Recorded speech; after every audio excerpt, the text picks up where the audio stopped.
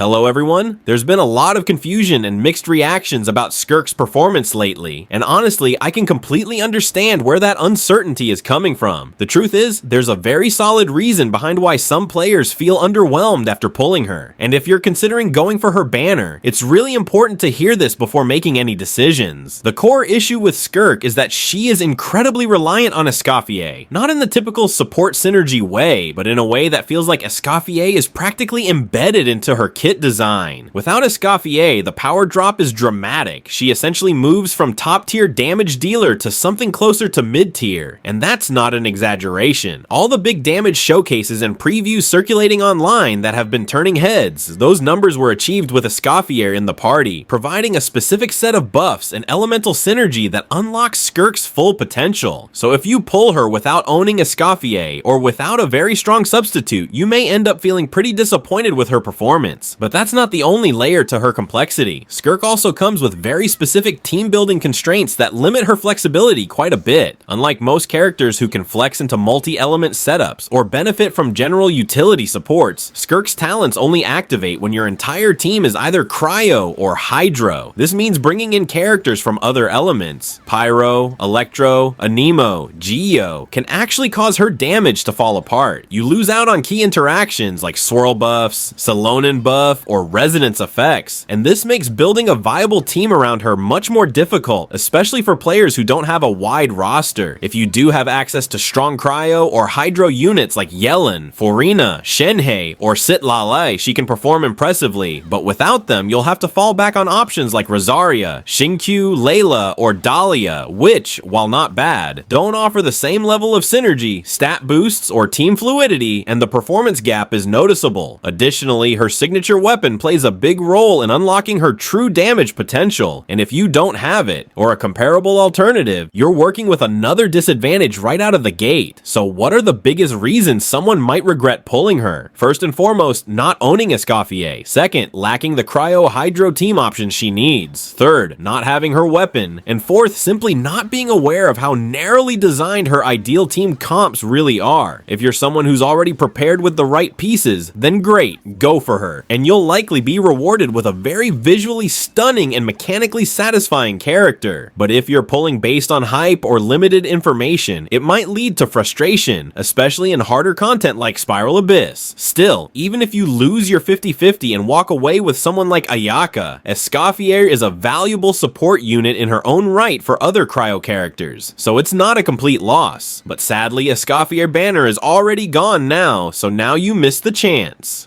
On the other hand, if you decide to skip, you might be better off saving for Mavuika in version 5.7, who's shaping up to be one of the strongest units in the game alongside Nuvolete. Or if you already own Kinich, pairing him with Emily in the next patch could give you a strong and efficient burning team setup. All that said, remember this is a purely meta-based analysis. At the end of the day, you should always prioritize characters that you personally enjoy playing. Design, lore, personality, animation, all of that matters just as much, if not more, than spreadsheet numbers. But if you're someone who cares about efficiency and synergy, and you're considering pulling SKIRK, please go in with your eyes open. She can be a top tier unit with the right build and setup, but without that, she becomes incredibly niche and can feel frustrating to use. Build her correctly, prepare your team well, and embrace her style, and she'll absolutely live up to expectations. Saying that, that's it for today.